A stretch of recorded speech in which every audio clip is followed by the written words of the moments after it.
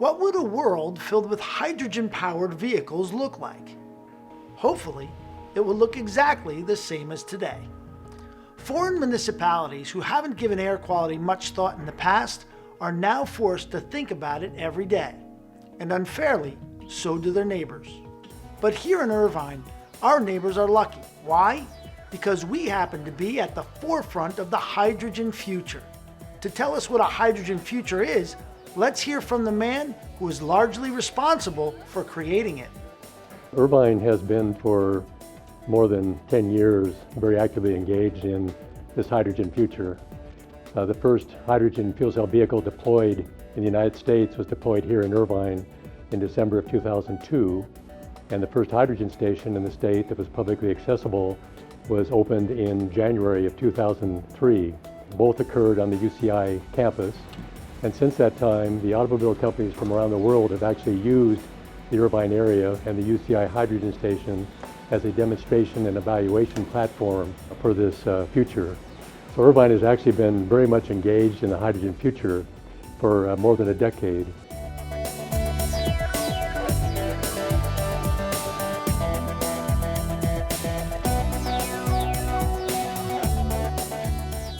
The 50 stations that will be deployed here within the next few years are part of a goal of reaching 68 stations initially, and then moving up to 100 stations thereafter.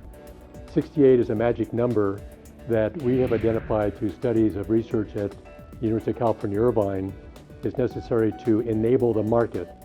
That's about the right number of stations throughout the state where a person purchasing a vehicle would feel comfortable that they could get many places that they want to go and be able to fuel. It's also a point where private investment will begin to come in actively in the hydrogen fueling future and begin to deploy additional hydrogen stations. We'd heard about hydrogen fuel cells coming, and being the great new technology for the future, and it's really exciting to know that the future is here today. The interest in the hydrogen fuel cell vehicle as it develops in the marketplace, I believe, is going to be driven by word of mouth. That people will experience the vehicle and just say, my gosh, you should really try this out and see it. And that's simply from our driving these vehicles for the last 10 years and watching their evolution to the vehicle that's going to be first commercialized. But a second reason that the public is going to be interested in this vehicle is due to its environmental signature, which is a very high quality, no pollutant emissions and no emission of carbon. A third and final one that I'll mention is its efficiency. It has an efficiency at least twice, if not more, than the most efficient combustion vehicle. And how that'll translate into the public is that they'll find that they'll be operating this vehicle at 1/2 probably the cost per mile of the current vehicle. And it's also a cost that's going to remain somewhat steady because rather than depending upon overseas sources of oil, and whatnot, the hydrogen is all homegrown.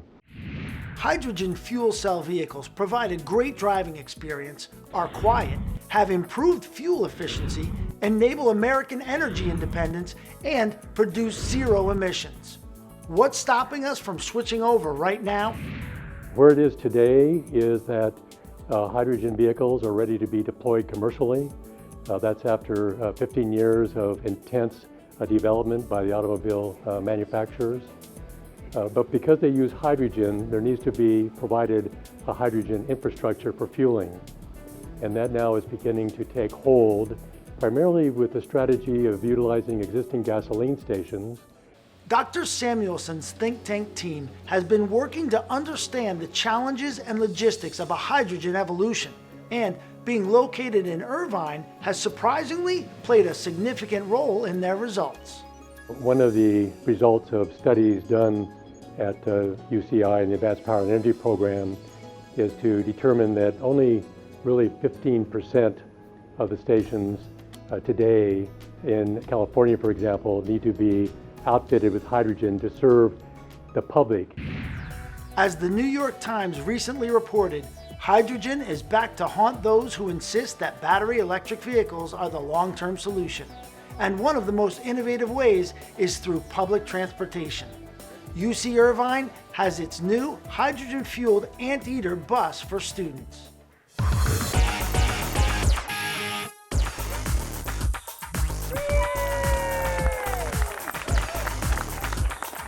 You see behind me the vehicles that are now emerging that will be commercial within this calendar year.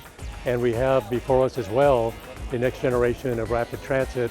Here, a hydrogen fuel cell bus, which is the first being deployed to a university in the state of California and the first to be deployed in daily operation in the nation at a university.